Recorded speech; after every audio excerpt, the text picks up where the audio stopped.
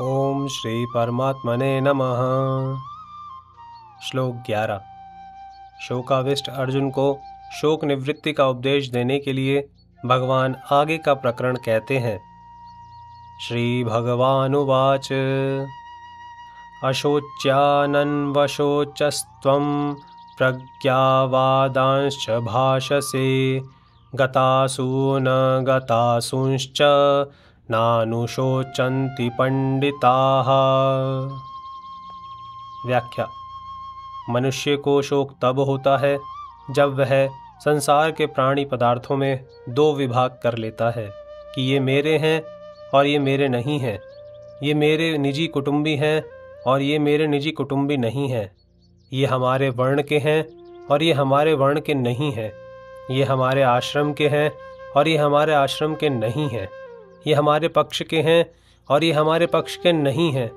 जो हमारे होते हैं उनमें ममता, कामना, प्रियता, आसक्ति हो जाती है। इन ममता, कामना आदि से ही शोक, चिंता, भय, उद्वेग, हलचल, संताप आदि दोष पैदा होते हैं। ऐसा कोई भी दोष, अनर्थ नहीं है जो ममता, कामना आदि से पैदा न होता हो। यह सिद्धांत है। गीता में सबसे पहले धृतराष्ट्र ने कहा कि मेरे और पांडु के पुत्रों ने युद्धभूमि में क्या किया।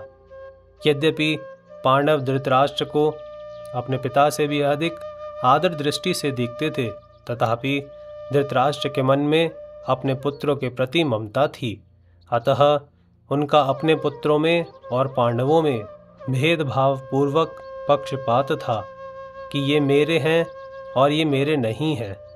जो ममता धृतराष्ट्र में थी वही ममता अर्जुन में भी पैदा हुई, परंतु अर्जुन की वह ममता धृतराष्ट्र की ममता के समान नहीं थी। अर्जुन में धृतराष्ट्र की तरह पक्षपात नहीं था। अतः वे सभी को स्वजन कहते हैं। दृष्टमेवं स्वजनम, और दुर्योधन आदि को भी स्वजन कहते हैं। स्वजनम ही कथम हत्वा सुखिनः स्याम माधव। तात्पर्य है कि अर्जुन की संपूर्ण कुरुवंशियों में ममता थी और उस ममता के कारण ही उनके मरने की आशंका से अर्जुन को शोक हो रहा था। इस शोक के मिटाने के लिए भगवान ने अर्जुन को गीता का उपदेश दिया है, जो इस 11वें श्लोक से आरंभ होता है। इसके अंत में भगवान इसी शोक को अनुचित बताते हुए कहेंगे कि तू केवल मेरा ही आश्रय ले और शोक मत कर।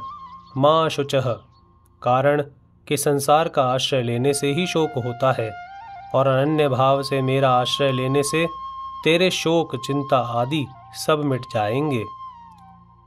अशोच्यानन्वशोचस्त्वम।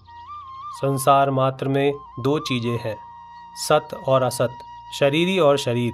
इन दोनों में शरीरी तो अविनाशी है और शरीर विनाशी है। ये दोनों ही अशोच्य हैं। अविनाशी का कभी विनाश नहीं होता, इसलिए उसके लिए शोक करना बनता ही नहीं है, और विनाशी का विनाश होता ही है। वह एक क्षण भी स्थायी रूप से नहीं रहता, इसलिए उसके लिए भी शोक करना नहीं बनता। तात्पर्य हुआ कि शोक करना न तो शरीरी को लेकर बन सकता है और न शरीरों को लेकर ही बन सकता है। शोक के होने में तो केवल अविवेक, मूर्खता ही कारण है। मनुष्य के सामने जन्मना, मरना, लाभ हानि आदि के रूप में जो कुछ परिस्थिति आती है वह प्रारब्ध का अर्थात अपने किए हुए कर्मों का ही फल है। उस अनुकूल प्रतिकूल परिस्थिति को लेकर शोक करना, सुखी दुखी होना केवल मूर्खता ही है। कारण कि परिस्थिति चाहे अनुकूल आए चाहे प्रतिकूल आए, उसका आरंभ और अंत होता है। अर्थात वह परिस्थिति पहले भी नहीं थी और अंत में भी नहीं रहेगी। जो परिस्थिति आदि में और अंत में नहीं होती वह बीच में एक क्षण भी स्थायी नहीं होती। अगर स्थायी होती तो मिटती कैसे, और मिटती है तो स्थायी कैसे। ऐसी प्रतिक्षण मिटने वाली अनुकूल प्रतिकूल परिस्थिति को लेकर हर्ष, शोक करना, सुखी दुखी होना केवल मूर्खता है। प्रज्ञावादांश्च भाषसे। एक तरफ तो तू पंडिताई की बातें बघार रहा है और दूसरी तरफ शोक भी कर रहा है।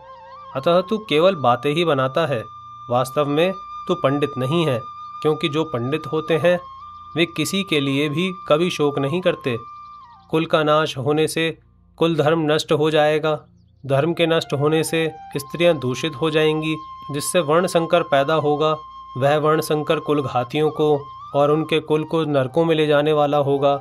पिंड और पानी न मिलने से उनके पितरों का भी पतन हो जाएगा। ऐसी तेरी पंडिताई की बातों से भी यही सिद्ध होता है कि शरीर नाशवान है और शरीरी अविनाशी है।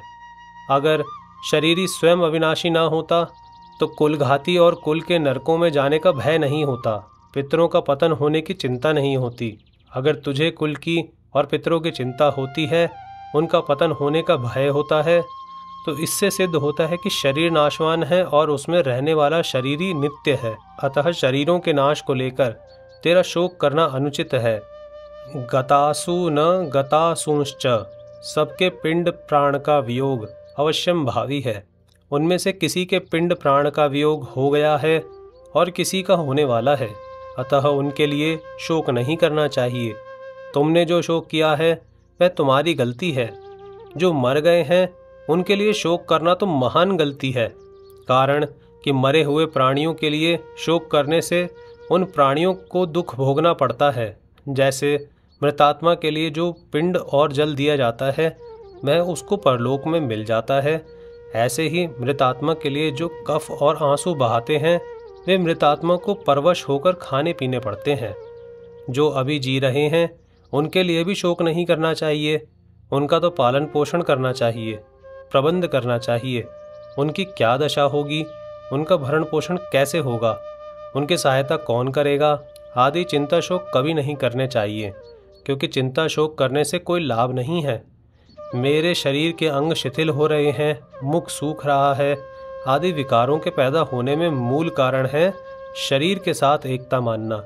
कारण कि शरीर के साथ एकता मानने से ही शरीर का पालन पोषण करने वाले के साथ अपनापन हो जाता है, और उस अपनेपन के कारण ही कुटुंबियों के मरने की आशंका से अर्जुन के मन में चिंता शोक हो रहे हैं, तथा चिंता शोक से ही अर्जुन के शरीर में उपर्युक्त विकार प्रकट हो रहे हैं।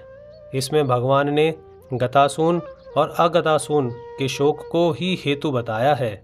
जिनके प्राण चले गए हैं वे गतासून हैं, और जिनके प्राण नहीं चले गए हैं वे अगतासून हैं।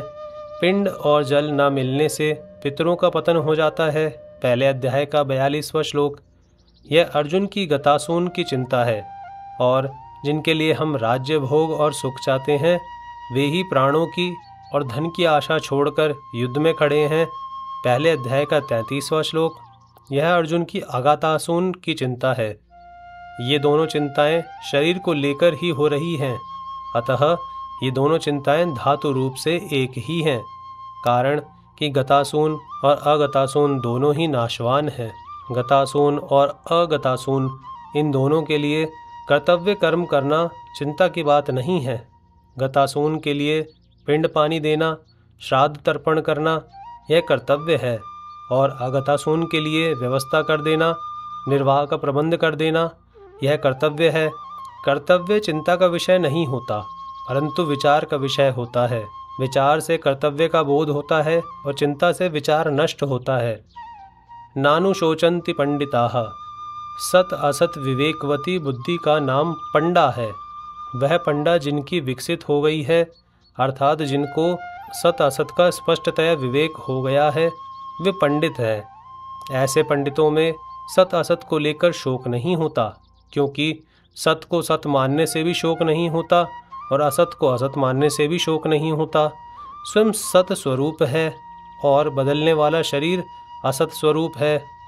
असत को सत मान लेने से ही शोक होता है, अर्थात ये शरीर आदि ऐसे ही बने रहें, मरे नहीं, इस बात को लेकर ही शोक होता है। सत को लेकर कभी चिंता शोक होते ही नहीं। जय श्री कृष्ण।